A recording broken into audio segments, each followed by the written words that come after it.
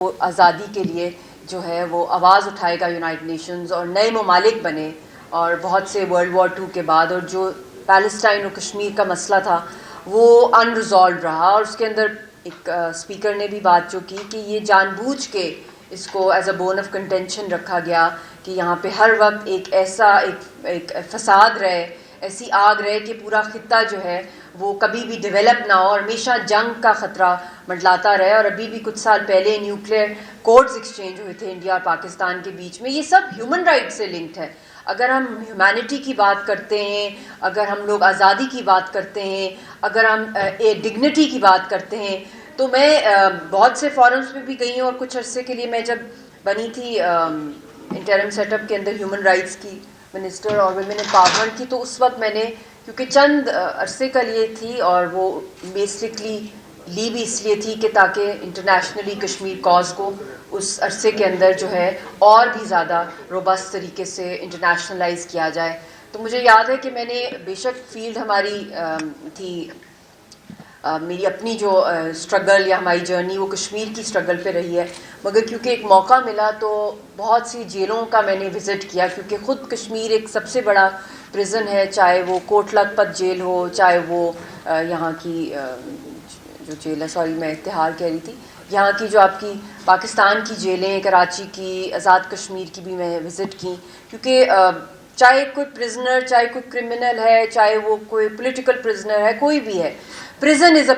Person it self ایک بہت بڑا ایک میں سمجھتی ہوں کہ انگزائٹی ہوتی ہے ایک انسان کے لیے. تو وہاں پہ لیے ان کے لیے as a incubation centres start کرائے. پھر اس کے بعد وہاں پہ جو بیسک فیسلٹیز جو چاہیے تھیں, اسپیشلی جو ویمن پرزنرز کے حوالے سے ہیں, کہ ان کے وہاں پہ جو بچے ہیں ان کے لیے ڈے کیئر سینٹرز بنائے جائیں, اور پھر اس کے ساتھ ساتھ ان کو کوئی کورسز کرائے جائیں. تو وہ بھی کافی چیزیں اس شارٹ ٹرم میں نے کوشش کی کہ میں اپنی, کیونکہ ہم خود ایک اتنی بڑی ایک legacy of human rights violations کے خلاف ہم کھڑے ہوئے ہیں, تو ہمارا بھی بنتا ہے کہ اگر ہم کچھ عرصے کے لیے اپنے ملک پاکستان کو بھی دے رہے ہیں, تو اس میں ٹرانسجینڈرز کے لیے جو ایکس کا سمبل تھا وہ ہمارے اس سیٹ اپ کے اندر میں نے ایک اسپیشل کنسلٹیٹیو کمیٹی بنائی آن دا رائٹس آف ٹرانسجینڈرز, اور پورے ڈسٹرکٹ لیول پہ ہم لوگ ان کی اویئرنیس. تو میں یہی کہہ رہی ہوں کہ چاہے وہ آپ گورنمنٹ میں ہو یا نہ ہو, آپ کے پاس یو ہیو دا ول. جس طرح سلیری صاحب نے کہا کہ یہ ان کے ہی ایفرٹس ہیں, شفیق صاحب اور بھی بڑے بڑے ہیومن رائٹس ایکٹیوسٹ جو ہیں ہمارے پاکستان کے, جنہوں نے بہت اسٹرگل کی. جو یہ کمیشنز بنی ہیں ان کو میں نے بہت قریب سے دیکھا ہے, ان کا انڈیپینڈنٹ نیچر ان کمیشنز کا, اور there is a lot more that needs to be done. پھر مائنورٹیز کی ہم لوگوں نے بنائی ایک ڈسٹرکٹ لیول پہ کمیٹیز, جس کے اندر انٹرفیتھ ہارمنی کو انٹروڈیوس کرانے کی کوشش کی, ورک شاپس اس کے اوپر ہوں. اور پھر اس کے بعد آزاد کشمیر میں کیونکہ ٹرم شارٹ تھی تو میں مظفر آباد میں ایک میں نے ایم او یو بھی سائن کیا تھا ان کے ساتھ, گورنمنٹ کے ساتھ, کہ وہاں پہ میں اسٹیبلش کروانے لگی تھی وہاں پہ 2 چرچز مظفر آباد میں, جو ہم نے ڈی مارک بھی کرنی تھی جگہ, بٹ کیونکہ وہ آبویسلی الیکٹیبل گورنمنٹس نے آنا تھا تو آئی ڈونٹ نو کہ وہ آگے سے ہوا کہ نہیں ہوا. مگر یہ ہے کہ دختر پلان, عورتوں کے رائٹس, عورتوں کی اکنامک امپاورمنٹ, اور سب سے بڑھ کے میں یہ کہوں گی کہ اسلام جو ہمارا مذہب جو ہے اتنا خوبصورت, پہلا مذہب دنیا میں جس نے خواتین کو وہ رائٹس دیے, وہ عزت دی, وہ اکنامک امپاورمنٹ دی, the right to choose who to marry, the right to divorce, زندگی کے اپنی جو اکنامک رائٹس جو ہیں ان کے, I think socio political rights جتنے بھی آپ لے لیں, جنگوں کے رائٹس, جانوروں کے رائٹ, ہر چیز کے جو مطلب اتنا کمپلیٹ کوڈ آف لائف ہے اسلام کی. اگر ایک اس کو دیکھیں, اور پھر ساتھ جو انسپائرڈ اسلام کی طرف سے دنیا بھر کے جو ہے دنیا ہوئی ہے اور اتنا کچھ سیکھا ہے ہمارے مذہب سے, جو اسلام کی خوبصورتی ہے کہ اس میں اجماع ہے, اجتہاد ہے, کہ وہ چینجنگ ٹائمز جو ہے ہم اور بھی زیادہ جو ہماری اسپرٹ ہے اسلام کی اس کو اور بھی زیادہ ہم ریوائیو کر کے اور بھی زیادہ ایک انرجائزڈ وے کے اندر اس کو ہم لوگ یوٹیلائز کر سکتے ہیں. اور کتنے بڑے بڑے تھنک ٹینکس کا جو کانسیپٹ تھا وہ اسلام کے تھرو ہی نکلا ہے, جو سب سے بڑے اسکالرز اور جو انوینٹرز تھے, اور جو سائنٹیفک اپروچ تھی,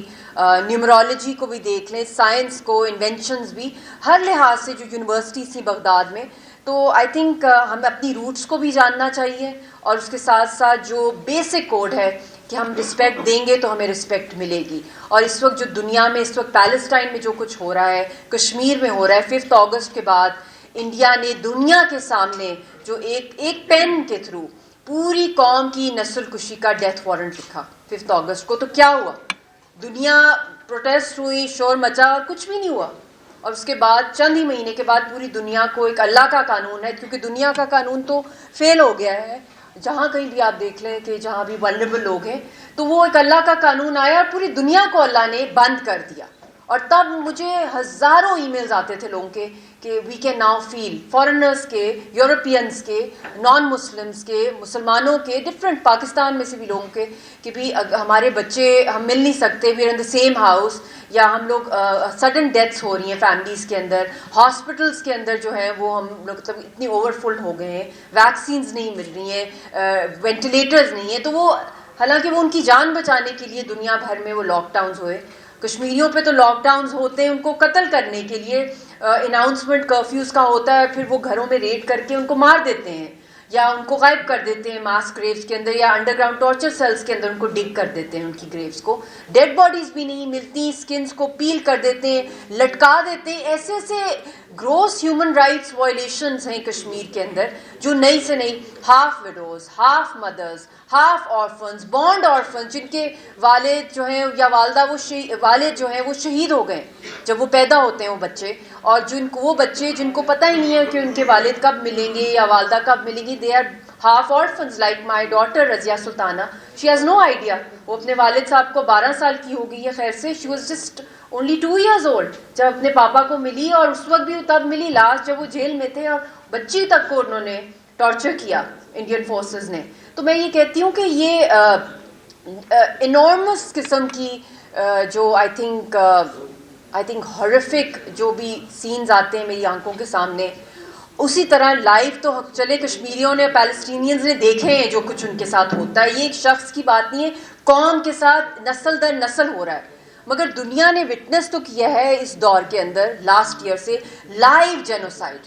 جو پیلسٹائن کے اندر، غازہ میں. آپ ٹویٹر آن کریں، آپ فیس بک آن کریں، آپ کو لائیو سینز مل رہے ہوں گے. اسرائیلی فورسز جو ہیں وہ دکھا رہی ہیں کہ وہ قتل عام کر رہی ہیں اور وہ اس کو سیلیبریٹ کر رہی ہیں. تو جب ethnic cleansing, war crimes, genocide دنیا کا نیا لا بن گیا، تو یہ کون سے ہیومن رائٹس ڈیز ہیں؟ پچھلا ہیومن رائٹس ڈے اور اس سال کا یہ جو 2 سال ہیں کہ دنیا کے سامنے نظر بھی آ رہا ہے مگر دنیا کچھ کر ہی نہیں رہی. تو میں یہی کہوں گی کہ انسان اٹھیں.